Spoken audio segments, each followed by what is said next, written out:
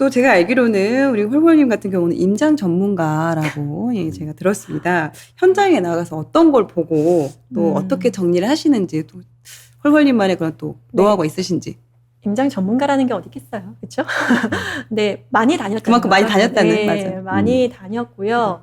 저는 새로운 지역을 보는 게 너무 좋았어요. 그러니까 너무 부동산이 너무 재밌었고 좋았고 그래서 사실은 제가 인천시 공무원이었어요. 그래서 면목동에서 인천까지 다녔거든요. 인천의 남동구였는데 지하철이 그때는 없었어요. 그래서 면목동에서 버스를 타고 망우역을 가서 용산 가서 갈아타서 뭐 버스를 타고 다시 들어가고 하니까 거의 뭐 한 넉넉 잡아서 한 2시간 정도의 편도 이렇게 걸렸거든요. 근데 이제 부동산에 관심을 갖기 시작했어요. 제가 좀 그랬던 것 같아요. 안 되는 게 있으면 좀 되게 하려고 많이 차선을 선택을 했던 것 같아요. 그래서 첫 집도 안 되는 거거든요. 그래서 방법을 찾고 첫 집도 돈이 없었기 때문에 반쪽짜리 임대 아파트, 토지 임대부 아파트를 선택을 한 거고요. 좀 그렇게 해왔어요. 그래서 부동산에 관심을 가졌는데 인천시 공무원인 거예요. 나는 서울에 관심이 있는 거예요. 네, 또 입시를 배웠다고 또 강남에 관심이 많았어요. 그래서 인천에서 업무를 끝내면 한 7시인데 이제 서울까지 가면 9시잖아요. 부동산은 다 문을 닫고 야간 임장. 그냥 깜깜해서 보이는 게 별로 안 보여요. 없는데. 그냥 동네를 그냥 가보는 데 의의를 줬어요. 마포? 그러면 마포가 이런 느낌이구나. 너 송파? 송파가 이런 느낌이구나. 그냥 잠깐 둘러보고 오는 거. 이런 걸 했어요. 근데 감질맛이 나더라고요. 그래서 임장을 좀 할 수 있는 방법이 없을까 생각을 한 게 인사교류를 신청을 했어요. 서울로. 근데 이게 다 서울로 가고 싶어 하더라고요. 그렇죠. 그래서 한 3년 기다려도 기약이 없는 거예요. 그래서 이제 시험을 다시 봤어요. 공무원 시험을. 근데 공무원 시험을 다시 공부하는데 마침 운이 좋아서 어떤 시험이 있었냐면 하루에 4시간 근무하는 시간제 공무원이라는 걸 첫 번 1회로 뽑았어요. 나 그런 게 있었어요, 예전에. 네. 그리고 제가 1회였는데 아무래도 1회라서 홍보가 좀 덜 됐고 시간제 공무원이다 보니까 커트라인이 좀 낮았어요. 그래서 그리고 제가 또 머리가 안 좋아서 첫 부동산 시험 공부를 9급 공무원인데 5년 했어요. 머리가 안 좋아요. 그게 몸이 기억하더라고요. 네, 정답을. 슬픈 얘기인데 오래 공부했어요. 머리가 안 좋아. 그래서 아무튼 서울시 공무원에 붙었어요. 합격을 해서 합격을 했는데 퇴근을 하니까 2시야. 네, 2시였어요. 임장하기 딱 좋은 시스템을 만들었어요. 사람들이 다 말렸어요. 왜냐면은 전일제 공무원하고 반일제 공무원 주어지는 여러 가지 혜택들이 굉장히 달라요. 그렇겠죠. 급여도 반이잖아요. 그렇죠. 급여도 반이죠. 그렇기 때문에 주변에서 막 다 말렸어. 어떻게 들어가? 너 머리 나빠서 억지로 겨우겨우 들어간 공무원인데 너 반쪽짜리를 왜 하려고 하느냐 막 되게 많이 우려하셨는데 저 너무 행복했어요. 그래서 4시간은 일을 하고 그 오후 시간에는 임장을 하고 모델하우스를 다 다녔어요.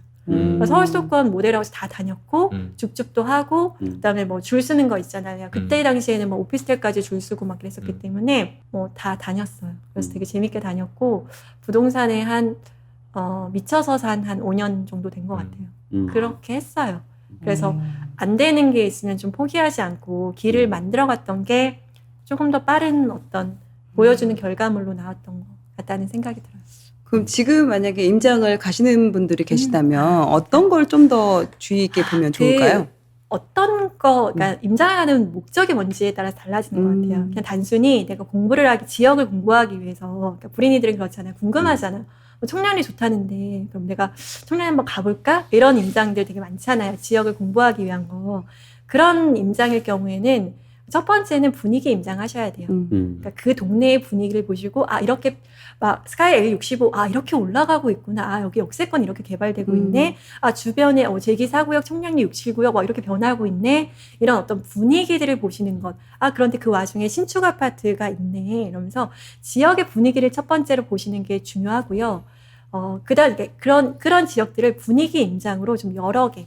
그러니까 뭐 걸어 다니시든 아니면 드라이브 스루를 하시든 일단은 가보시는 게 되게 중요한 것 같아요. 왜냐면은 가본 지역과 안 가본 지역은 향후에 뭔가를 선택하는 데 있어서 안 가본 지역에 임장 가시잖아요. 내가 동쪽에 사는데 서쪽 가시잖아요. 근데 딱 지하철에서 내리면 공기도 되게 낯설어요. 내가 여기 왜 있지? 왜 너무 낯설다. 어디 가야 되지? 이런 느낌이 되게 들거든요. 그래서 그런 어떤 지역에 대한 어떤 편견, 두려움, 그럼 거부감, 그러니까 어떤 벽, 블럭 같은 것들을 허무는 작업을 첫 번째 하시는 게 중요하거든요. 그래서 지역 공부를 하기 위한 거는 좀 분위기 임장. 그 다음에 내가 진짜 실제로 집을, 그러니까 내가 마음에 드는 지역을 몇 군데 추렸어요. 그래서 분위기 임장을 통해서. 그래서 실제로 내가 집을 마련하기 위한 임장은 조금 다르죠. 집을 마련하기 위한 임장은 물건지 위주로 가셔서 그 지역에 어떤 사람들이 살고 있는지, 그다음에 시세, 전세, 가격, 그다음 매물은 어느 정도 나와 있는지, 사람들은 어디로 출퇴근하는지 이런 디테일한 것들을 이제 조금 더 안으로 들어가서 보시는 작업. 그러니까 첫 임장에서는 부동산 뭐 한 군데, 두 군데 정도 그러니까 둘러보셔서 이 지역의 분위기를 보시는 작업을 하시고, 이제 내가 물건을 사기 위한 임장은 이제 물건지를 찍으시고 그 물건지를 타겟으로 해서 부동산 사장님들의 브리핑을 조금 더 깊숙하게 들으시는 작업들이 좀 필요한 거죠. 그래서 목적이 무엇이냐에 따라서 좀 달라질 것 같아요. 그리고 임장에는 정석이 없어요. 많이 다니시다 보면 자기만의 스타일이 생기거든요. 어떤 분들은 뭐 팔을 가지고 가시고, 그러니까 현지인 포지션으로 가시는, 장바구니 괜히 파가 보이게. 난 팔을 가져간다 해서 칼을 어떻게 가져가는데 장바구니 파 있잖아요. 100% 브리 사장님이 100% 안테나. 그러니까 부동산을 갈 때 말씀하시는 그렇죠. 거죠? 부동산을 방문할 때. 안테나 바로 뽑으세요. 왜냐면은 실거주 하실, 그러니까 실수요잖아요. 근데 시커먼 남자 두 분이 닮지도 않았는데 남자 두 분이 와서 이 동네 어때요? 하면은 브리핑이 안 나오죠. 근데 이제 장바구니 파를 일부러 야, 팔이 혁신적이다. 파가 보여야 돼요. 혁신적. 보여야 되니까 긴파. 긴파를 쪽파 이런 거 안 돼요. 왜 이렇게 웃기시고. 사장님 저 여기 지나가다 왔는데 빨리 시간이 없어서 제 애기 데리러 가야 돼요. 사장님 여기 지금 제가 전세 내놓으면 얼마인가요? 뭐 제가 이거 매물 내놓으면 얼마인가요? 여기 살려면 뭐 전세 살고 있는데 지금 여기 매수하려면 얼마인가요? 하면 안테나 바로 나와가지고 브리핑이 나오죠. 자세한 브리핑이 나오는 거죠. 그러니까 알짜 브리핑이니까. 사장님들은요, 문을 여는 순간 알죠? 보이죠. 알죠. 눈빛이 눈동자가 흔들리는지 아닌지에 따라서 다 알아요. 그래서 초보 투자자분들이 문을 열면 사장님이 가장 많이 하시는 말씀, 어떻게 오셨어요? 근데 불인이들이 어떻게 왔지? 이렇게 되거든요. 그럼 바로 알아요. 그러면 이제 브리핑이, 물론 이제 사장님들도 불인이들을 가볍게 여기셔가지고 이제 브리핑 잘 해주시는 분, 사장님, 좋은 사장님 너무 많으세요. 사실은 이게 그 사장님들 입장에서도 굉장히 힘든 일이잖아요. 그렇죠. 네, 그래서 이제 그럼요. 그런 어떤 실수요자 포지션, 그다음에 이왕이면 살 사람한테 그런 그렇죠. 브리핑을 해주고 그렇죠. 싶지. 그분들은 그게 직업인데. 그럼요. 맞아요. 이거 그리고 얼마나 힘든데. 사장님들 되게 고마우면 감사의 표시를 꼭 하시는 게 좋은 것 같아요. 작은 음료수라도. 예, 그렇게 하셔서 사람이 이제 베풀고 이제 나누고 긍정적인 생각을 가지고 있어야지 돈이 들어오거든요. 예. 근데 그렇고 그다음에 뭐 지금 급지가 다르잖아요. 내가 어떤 때는 뭐 하급지 갈 때도 있고, 어떨 때는 맞아요. 상급지 네. 갈 때도 있고, 어쩔 때 반포 가가지고 브리핑 받을 때도 있고 하는데, 반포 갈 때 저는 모피 코트 입고 가요. 모자 예쁜 거 재건축할 때 입었던 그 모피인가요? 재건축 그때 샀던, 여름에 샀던 모피. 여름에 네. 입으시는 건 아니죠? 모피 입고요. 그다음에 뭐 제가 뭐 명품백은 없으니까 뭐 안 아예 그 10년 쓴 백 이런 걸 가지고 다니는데. 백 가져갈 필요 없죠. 차 가지고 오는데 무슨 백이 네. 필요해요. 네, 모피 입고 이렇게 예쁜 모자 이렇게 쓰고 분위기 그때 맞게. 근데 좀 그렇게 가셔도 충분히 거주민 같아요. 스토리를 정해요. 예를 들면은 그런 거 있잖아요. 예를 들어 강남에 갔는데 뭐 그래서 지금 나 집도 있고 뭐 집 있는데 저쪽 C급지에 사는 어디 사세요? 꼭 물어보세요. 맞아.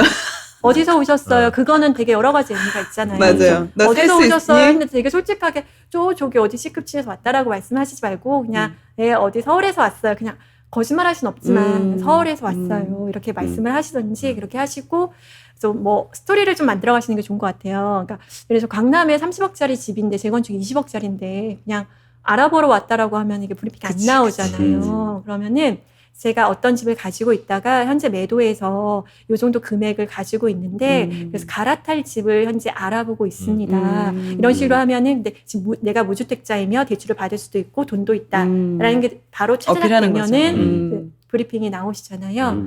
그런 식으로 어떤 핵심적인 어떤 정보들을 얻으시려면 어떤 스토리를 만들고 임장을 하면 자기만의 스타일이 나와요. 근데 이런 게 싫으신 분들은 어떻게 하시면 되냐면 제가 불인입니다. 나중에 꼭 여기 사고 싶습니다.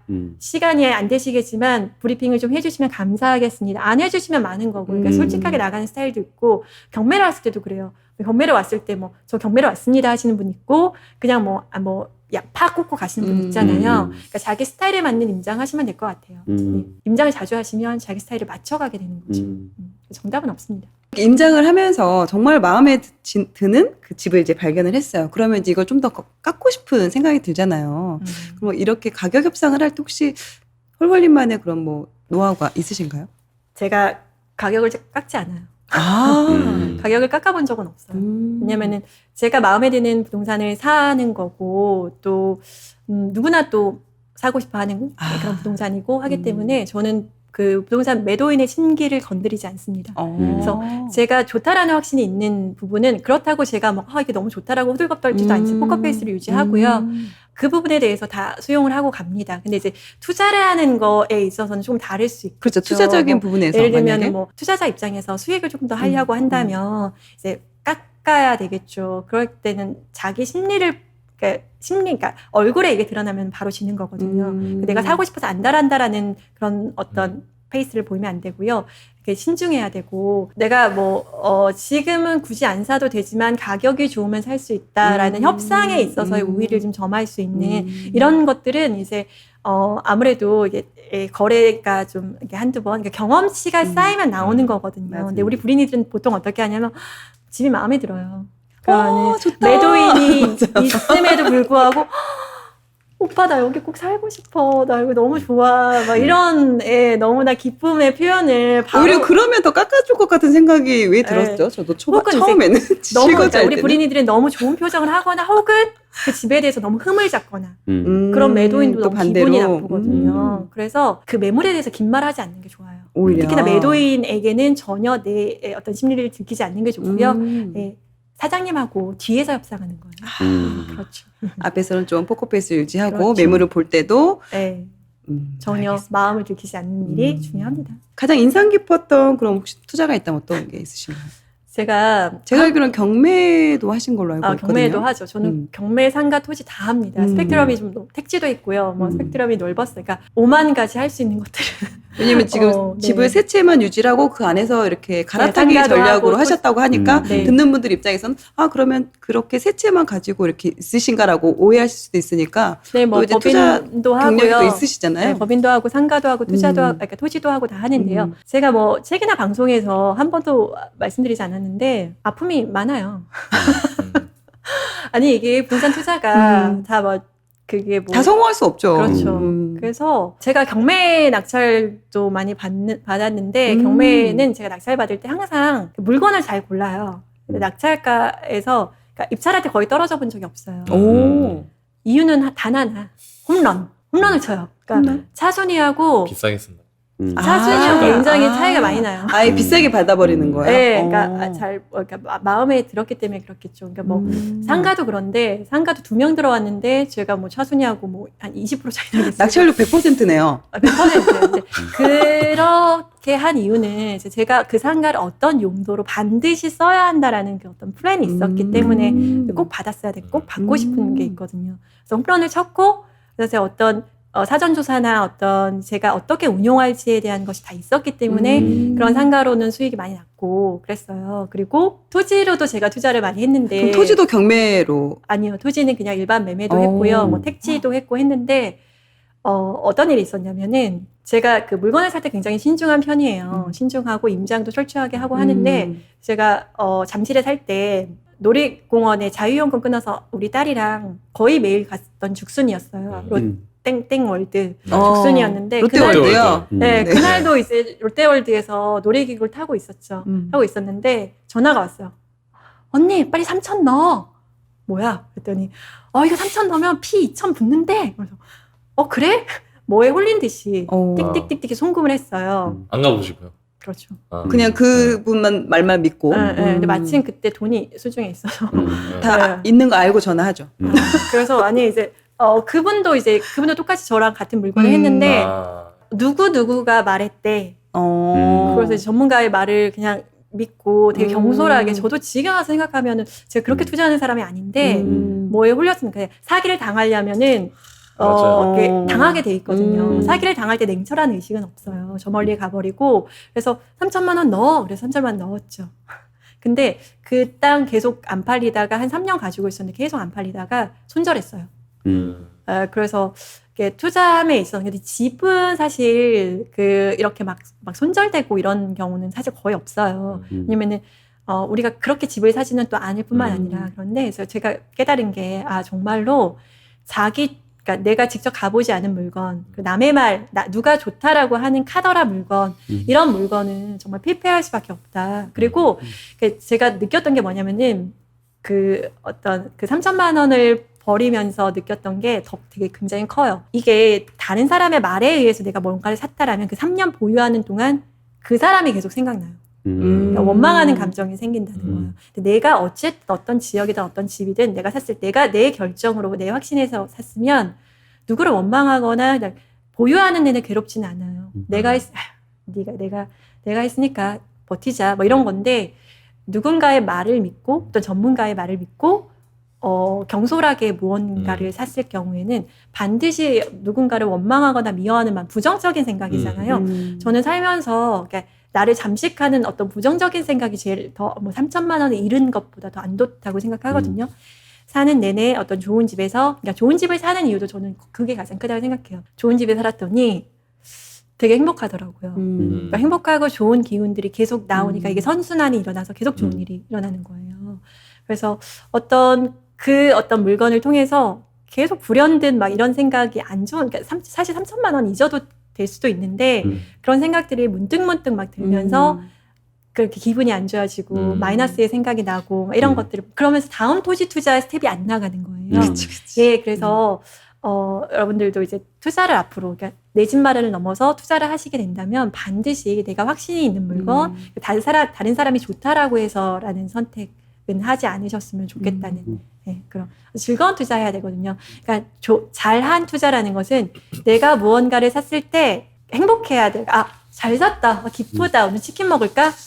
좀 이런 생각이 나와야 되는데 사고 나서 불안하면 그거는 좀 안 좋은 투자거든요. 좀 힘들게 살아오시면서 어떻게 보면 집에 대한 그런 집을 가져야겠다 그런 욕구보다도 일단 집에 대한 그런 게 애착이 되게 많이 있으셨을 것 같아요. 그러면 그렇게 관심 갖고 부동산은 그럼 어떻게 공부를 하셨는지. 당연히 집은 전세로 월세로만 사는 건 줄 알았어요. 왜냐면 우리 엄마 아빠도 계속 구멍가게를 월세로 사셨고 그래서 주변에 집이 있는 사람을 본 적이 없어요. 가족들이 모두 다 가난했고 친척들이 모두 다 가난했기 때문에 집이 있는 사람이 없었고 당연히 집은 빌려서 쓰는 거라고 생각을 해서 당연히 전세로 시작을 했고 어떤 전세 자금 대출과 그다음에 나의 종잣돈이 일정 부분 모였어도 집을 살 수 있는 방법을 몰랐고 집을 사야겠다라는 생각을 못했기 때문에 발걸음 못 된 거예요. 그래서 지금 생각하면 참 되게 이때 누군가 나한테 야 너도 집 살 수 있어 라고 말해줬다면 얼마나 좋았을까라는 생각을 했어요. 근데 그렇게 집을 못 사고 한 7년 동안 있었는데 이제 아이를 너무 갖고 싶었어요. 아이를 갖고 싶었는데 제가 아이가 안 생겼거든요. 한 결혼 8년 차에 아이를 낳았으니까 아이가 안 생겼어요. 근데 아이를 낳고 싶다라는 생각이 든 순간 저 어렸을 때 그런 기억들이 스쳐가는 거예요. 우리 엄마가 맨날 일하고 혼자 남겨져 있는데 그 집조차도 뭔가 편안하지 안전하지 못하다면 내 아이가 얼마나 내가 걸어온 길을 똑같이 걸어야 되지 않을까라는 생각을 하니까 너무 슬펐어요. 그리고 저희가 그때도 막 곰팡이 집에 살고 있었으니까 그래서 집을 마련해야겠다 라는 마음을 먹은 거에서부터 시작한 것 같아요. 집을 마련해야겠다라고 생각하고 공부가 시작됐죠. 그게 청약 공부였어요. 그러면서 이제 책이나 강의를 통해서 네. 공부를 시작해 나가신 건가요? 그래서 청약을 공부를 이제 스스로 하고 내 집을 마련했는데 내 집을 마련하고 보니까 한 걸음을 떼고 보니까 집값이 오르는 거예요. 근데 제가 1년을 일해도 그때 당시 이제 공무원으로 일했으니까 월급 한 100몇만 원 정도인데 집을 샀는데 집이 억 단위로 오르는 거예요. 세상에. 너무 깜짝 놀랐어요. 정말 깜짝 놀라서 공부를 해야겠다라고 생각을 하고 공부를 시작했어요. 공부를 하고 우리 빨간 책도 읽고요. 노란 책도 읽고요. 네, 다 읽었어요. 읽고 강의 제 월부 강의도 되게 많이 들었어요. 정말 프로 수강러였어요. 그러니까 2012, 13년에는 특별히 막 이런 강의들이 막 많지는 않았는데 강의가 막 시작된 게 2015, 16년 어떤 부동산 맞아요, 강의들이 맞아요. 굉장히 많이 시작됐어요. 저는 정말 다 들었던 것 같아요. 강의 다 듣고 책 읽고 저자 만나러 강의를 통해서 만나러 가고 세미나 가고 이렇게 해서 굉장히 열심히 공부했고 공부를 하고 보니까 내가 엉덩이에 돈을 깔고 있어서는 부자가 될 수 없다라고 생각했어요. 그래서 새 아파트를 전세를 주고 그 전세금으로 내가 사는 집은 정말 최소한의 정말 그 주거 환경을 갖춘 곳으로 하고 다른 집을 마련을 한 거예요. 그래서 전세금을 이용해서 집을 사고 계속 이렇게 불려오면서 했어요. 근데 저는 이제 전제 조건이 내가 살고 싶은 집, 그러니까 투자가 된다고 해서 막 그 갭이 작은 집을 한 건 아니고요. 내가 살고 싶은 집으로 이렇게 해서 개수 늘리기를 한 게 아니고 저는 예전에는 3주택까지 비과세를 돌리면서 가능했거든요. 저는 최대로 주택을 소유한 주택이 3주택을 넘지 않았어요. 지금도 그렇고 3주택을 소유하면서 계속 비과세 구간을 돌리면서 갔어요. 근데 그랬더니 30억을 이렇게 불리신 거예요? 네, 그랬더니 지금 뭐 대출과 뭐 전세 이런 것들을 다 빼고 이런 순자산이 나와. 사실은 제가 뭐 이렇게 말씀드리는데 저와 같이 시작하신 분들, 뭐 지인분들은 100억 자산 가지신 분들도 되게 많이 있어요. 그러니까 제가 결과가 굉장히 훌륭하고 드라마틱하진 않아 저는 정도를 걸었어요. 그래서 내가 살고 싶은 집, 내가 발품을 통해서 확신이 가는 집, 이런 집을 선택을 한 거예요. 내가 아이를 키우고 싶은 집, 이런 집을 선택을 한 게 조금 더 단시간 안에 조금 더 많이 오르는 집이 됐던 것 같아요. 그리고 저는 완전히 새 거이거나 완전히 썩었거나 그런 집만 선택을 했는데 다행히도 또 운이 좋아서 그것이 지금의 트렌드와 맞았던 것 같아요. 네, 운이 좋았어요. 그럼 만약에 지금 부동산 투자에 공부를 하고 싶다 하는 분들 같은 경우는 좀 어떻게 그럼 접근을 하면 좋을까요? 일단 지금은 제가 공부할 때보다 너무 좋아졌고 일단 매체들이 굉장히 많아요. 기본적으로 저는 부동산 서적으로 부동산 책으로 시작하면 제일 좋을 것 같고요. 그러니까 마인드를 잡아주는 책. 그러니까 뭐 어디를 찍어주거나 투자 스킬을 알려주거나 이런 책보다는 첫 책은 빨간 책처럼 그러니까 마인드를 잡아주는 책으로 시작하시는 게 저는 좋다고 생각해요. 투자의 첫걸음, 뭐 투자를 할 것도 없지만 내 집 마련의 첫걸음에 가장 첫 번째가 생각을 바꾸는 일이거든요. 맞아요. 그래서 뇌를 빤다고 해요. 그 생각을 완벽하게 뇌빨래. 가난한 생각을 뇌를 이렇게 빨래한다는 이야기죠. 뇌를 세척한다. 널어야 네. 되거든요. 그게 정말 중요한 일. 왜냐하면은 그 가난한 생각을 가지고 있는, 그러니까 계속 품고 있는 이상 더 앞으로 좀 나가기가 어렵거든요. 계속 발목을 잡아요. 그래서 그런 생각을 좀 바꿔줄 수 있는, 리마인드 할 수 있는 그런 책들을 조금, 마인드 책들, 부동산 서적인데 마인드 책이 많이 있거든요. 그래서 그런 책들을 좀 읽으시면서 조금은 이제, 할 수 있을까? 할 수 있겠다라는 어떤 희망을 보는 거에서부터 시작하시면 좋을 것 같아요. 부동산 공부에 관심을 처음 가졌는데, 뭐, 처음부터 막 여기가 좋아요, 저기가 좋아요 보다는, 부동산 내 집 마련으로 희망을 볼 수 있습니다. 라고 말해주는 책으로 시작을 해보시고요. 책으로 이제 감동을 얻으셨다면, 그 어떤 저자를 만나시는 것, 그 강의가 됐던. 맞아요. 유독 또 네. 끌리는 저자가 있어요. 맞아요. 책을 읽다 네. 보면. 그래서 저자를 만나시고 강의를 들으시는 것부터 시작하시면 어떨까 싶어요. 그러니까 유튜브도 좋고 좋은데요. 사실은 유튜브에서 얻을 수 없는 깊은 지식들, 깊은 어떤 울림이 강의나 서적에 더 있거든요. 맞아요. 그래서 맞아요. 방법은 굉장히 여러 가지가 있어요. 내가 마음만 있다면, 시간을 조금만 내실 수 있다면 이제 책과 강의로 시작해 보시는 게, 왜냐면은 그런 과정을 거치지 않고도 하실 수가 있는데요. 시간이 너무나 많이 걸리거든요. 근데 제가 처음에 서울 부동산을 조금 더 알고 싶어서 스스로 발품을 팔고 임장을 다닐 때 어떻게 임장 갔냐면, 정보가 없으니까 지금이야 뭐 어디가 좋고 저기가 좋고라고 뭐 개발 지도 같은 것도 되게 맞아요. 다 많이 있고 나오죠. 한데, 예전에 제가 그 영진 서울 수도권 지도 두꺼운 거 맞아요. 네네네. 그거를 큰 백팩에 거. 메고 그냥 지역마다, 낯선 지역 일부러 갔어요. 지역마다 가서 사장님 여기는 어떤 개발 호재가 있어요? 여기는 뭘 봐야 되나요? 이런 식으로 접근했었거든요. 근데 지금은 그렇지 않고 굉장히 집약적이고 공부하기 되게 좋게 정보들이 너무 많아요. 관심만 있다면. 네, 관심을 가지고 시간을 내시고 그게 이제 부자로 가는 첫 길이라고 저는 생각을 해요. 그래서 이렇게 시작해 보시면 좋을 것 같습니다. 네. 성공한 투자자가 되기 위해서는 좀 이것만큼은 하지 말아라 하는 게 혹시 있으신가요? 제가 아까 말씀드렸던 것처럼 그러니까 다른 사람 말 믿고 투자하는 거. 네, 그 다음에 의심부터 하는 거. 뭐 어떤 중용을 유지하는 건 되게 어려워요. 근데 너무나 막 긍정적으로 생각하는 거, 이것도 좋고 저것도 좋고도 좀 곤란하지만 너무나 막 부정적인 생각을 가지고 이게 되겠어? 지금 사면 너무 꼭지 아니야? 막 이런 생각에서 좀 벗어나는 것이 그래 중요한 것 같아요. 한번 해볼까? 라는 어느 정도 비판적인 시각을 가지고 한번 해볼까? 라고 이제 가볍게 도전하는 것 이런 게 제일 중요한 것 같아요. 그다음 이제 경제적 자유를 이루고 나서 되게 많이 행복해졌다라고 말씀을 하셨는데 그래도 그중에서 가장 좋은 게 있다면 어떤 게 있으신가요? 경제적 자유라기보다는 경제적 여유 정도가 맞을 것 같아요. 왜냐면은 뭐 집에 깔고 있잖아요. 집에 깔고 있는데 또 뭐 부동산 덕분에 일정 부분 그 현금 흐름이 들어오는 건 맞는데 어쨌든 여유가 생기다 보니까 가장 중요한 게 뭐 물질적인 여유도 중요하지만 마음의 여유가 생겼어요. 그러니까 제가 책에도 썼지만 그러니까 뭔가 그 아이가 뭔가 실수를 하거나 남편이 조금 뭐 실수를 하거나 이런 경우에도 되게 좀 뭔가 좀 긍정적인 거 그래 괜찮아 뭐 할 수 있어 내가 해결할 수 있어 내가 해줄게 엄마가 해줄게 이런 어떤 긍정적인 그런 기운이 좀 많아졌고요. 그리고 그런 거죠 뭐 보일러 온도 23도로 낮출까 25도로 따뜻하게 살까 이런 거 고민하지 않고요. 그러니까 수면 양말 안 신어도 되고 내복 하나 더 안 입어도 되고 그래서 그런 작은 거에서부터 오거든요.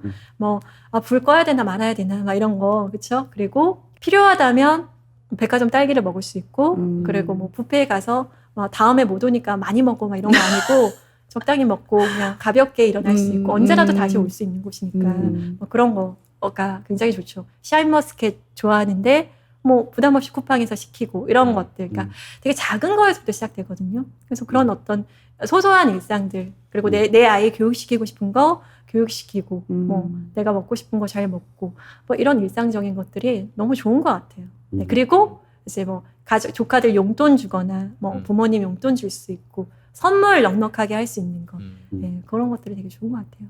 고마운 마음을 충분히 내가 표현할 수 있다는 거. 예전에는 이제 고맙긴 해. 근데 말로만 하는 것도 한계가 있잖아요. 마음에 담아놨잖아요. 근데 저는 요즘에 선물하는 거 너무 좋아해요. 그래서 카톡 선물 되게 자주 하고요. 그러니까 고마운 마음을 이렇게 표현할 수 있다는 건 되게 많이 바뀐 것 같아요. 맞아요. 이런 이야기를 들으면서 그분들도 이거는 헐벌님이었으니까 됐겠지 이런 생각이 아니라 나도 한번 저 정도는 아니니까 나는 그럼 좀 더 노력하면 될 수 있지 않을까 이런 생각을 좀 가질 수 있게 조언 한마디 해주신다면 어떤 게 있을까요? 저는 일단은 뭐 책을 쓴 이유도 그래요. 좀 희망을 보셨으면 좋겠다 싶어요. 그러니까 너무 막 암울하잖아요. 막 이번 생에 내 집 마련 못할 것 같고, 그 다음에 내가 이렇게 일만 하다 사장님 위해서 일만 하다 죽을 것 같고, 그렇죠. 결혼도 못할 것 같고, 네, 뭐 그런 생각이 드시는데 일단은 여러분 그런 것 같아요.